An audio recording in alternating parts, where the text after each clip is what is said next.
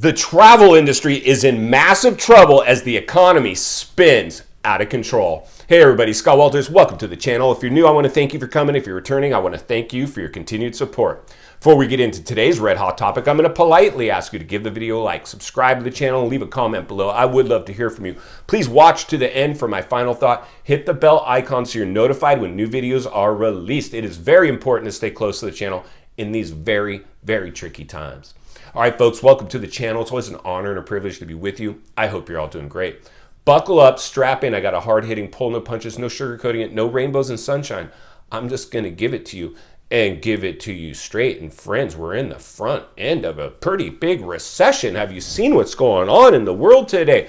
The travel sector is going to take a massive hit. We're going to roll some shocking footage today to drive our point home. But why are we doing this? So we can raise awareness, ring the bell, sound the alarm, read between the lines, and look between the cracks. So when this thing unfolds, we're less blindsided by it, and we can navigate through it much more efficiently because it didn't catch us off guard. It's about to catch millions of Americans, if not globally, off guard. We're going to continue to heat map and temperature check the U.S. housing market because everything hinges on the U.S. housing market, but the fractures that are taking place in the economy are alarming. We've reported on so much here at the channel, and thank you so much. If you're new, please subscribe right away. There's never been a more important time to get centered and surrounded with like-minded people. Iron sharpens iron. We're reporting on things that mainstream media are not going to report on because it's handed down from newsrooms from the top to the bottom.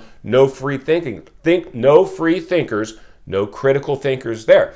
So today we're going to roll some footage on what's going on with not only the cruise line industry, the airline industry and the cruise line industry are big, massive trouble. And like I've always said, we're at the tail end of a crisis, a global lockdown, a once-in-a-lifetime event.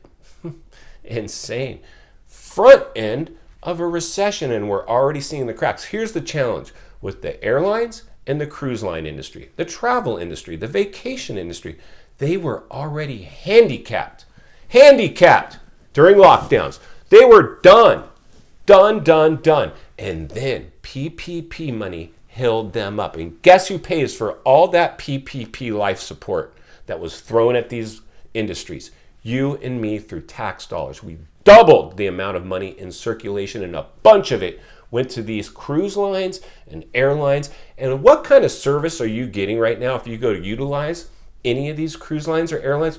Poor customer service. Their employees are rude most of the time. I'm just going to call it like it is. I mean, restaurants are much better, a lot of them that I go to. They're rude. They don't understand if it wasn't for your tax dollar, they wouldn't even have a job, and their jobs are on borrowed time, and they probably don't even know it. This footage is shocking. In fact, let's go ahead and roll this footage to drive our point home, then we'll meet back here and wrap this one up. Let's get started. All right, friends, welcome to this shocking footage as we go ahead and drive our point home. This is currently the cruise line industry dismantling ship after ship after ship as they are sidelined in what's becoming a failing economy. They were already sidelined due to the pandemic, and now with a recession looming, it continues to take its toll on travel and leisure. And this is quite alarming, but like I always say, the first step of getting past a problem, admit there's a problem. And that was a massive problem. But of course, it doesn't stop there. The airline industry is taking a massive hit as well. And we are just scratching the surface. Here's a look at a bunch of sidelined airplanes.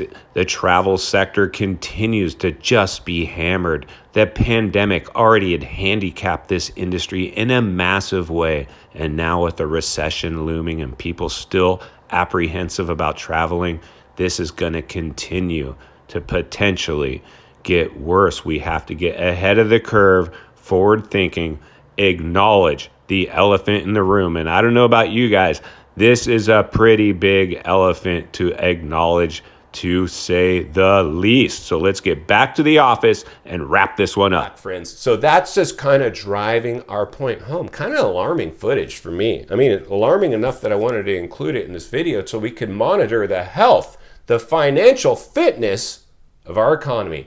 This is a big red flag. We've reported on this. Now listen, friends, we're just scratching the surface. I would say this is a real estate channel, much bigger than real estate. We had a global economy fractured through lockdowns and overstimulated every superpower in the world, and now the strain is causing a lot of friction socially, economically, politically. There is a lot of strain out there. I've talked to many of you, and like I was said, and I've already said it probably on this video, real estate channel, much bigger than real estate. Insanity. Now, like we've talked about before, the realities are the first step of getting past the problem is admit there's a problem. This is a massive, massive problem. The travel sector is going to take a massive hit. It already did. It had training wheels on it, and even with those training wheels, it failed. And that's kind of the I think for me, the alarming part is we threw all this money that has to be paid back by us, the taxpayer, and it didn't even, we just put a Band-Aid on a shotgun wound. Like I said, we would have been better off to let the economy crash during the initial lockdowns. We would have already been in a rebuild effort, bouncing back. We just put off the inevitable, but dug a deeper hole to get out of. That's what we're seeing here. Are you seeing what I'm saying? Am I raising awareness? Am I ringing the bell? And am I sounding the alarm? If you're new, subscribe right away. There's never been a more important time in history to get forward thinking, critical thinking with like-minded people. Iron sharpens iron, acknowledging the elephant in the room. Raise awareness in a way that isn't fear-mongering, just letting people know what's coming so when it hits, they're less blindsided, paralyzed by fear because they've heard it in a way that hopefully makes at least a little bit of sense. That's insane, this stuff, right? Insanity. The stuff we continue to have to talk about. In final thoughts, I come to you as a friend, as a content creator. Somebody wants to see you not only win in real estate, win in life, acknowledging the elephant in the room, understanding the waters we're swimming in, understanding what's coming so we're less paralyzed by it. And more importantly, so we can operate efficiently when this is going to take over and fear and panic sweeps through not only the US, but probably the global economy. Fear and panic. Most people watching today will be swept up in it. It'll be very, very hard, even for me, somebody who's reported on this stuff, expects it, hope for the best, prepare for the worst, come out somewhere in the middle. That's always been my message, and I'll continue to be my message, because I've risen from the ashes of life before. I've seen this movie before. I don't regret having gone through those challenges, but I certainly don't want to go back and repeat them, because that would be, in fact, the definition of insanity, doing the same thing over expecting a different result. That's when I saw this real estate bubble, even as an essential worker, going out, being pushed out to sell homes in a health crisis, being announced that I'm essential, and the FOMO and the industry acting like this was normal and was going to go forever. Poor people that bought into that narrative. Industry and public alike drank that Kool-Aid. The majority of people drink. Congratulations to anybody that didn't drink the Kool-Aid, or if they did, they put it down and got around like-minded people. That is our goal here, friends. That will continue to be our goal, because I know buying outside the bubble is ultimately going to be where we make the most money. Millionaires didn't get rich buying in the height of a super bubble. Quite the opposite. We're seeing the greed that took over Wall Street coming in heavy, and this market throwing stuff overboard in massive, massive trouble. They are going to be a big contributing factor to the downturn of this next real estate crash. And now becomes, how low will it go? You'll have to stay tuned. I have my thoughts on that one, and we'll be reporting on it, and reporting on it soon. If you appreciate the content, I do want to humbly ask you to give the video a like, subscribe to the channel, leave a comment below. I would love to hear from you. Social media links are in the description of this channel if you'd like to contact me there, along with links to channels I've appeared on I think you might enjoy, including my new sports channel around the motocross industry, my ex-industry, Walty Wanders. Link to that one too if you'd like more of me. And if you enjoyed this video and you're watching from your television set today, I know you're going to love the next video that's coming into your screen at this time. And there's an easy subscribe icon for your convenience. As always, thank you for your time. Please go make it count today. I'll see you on the next video.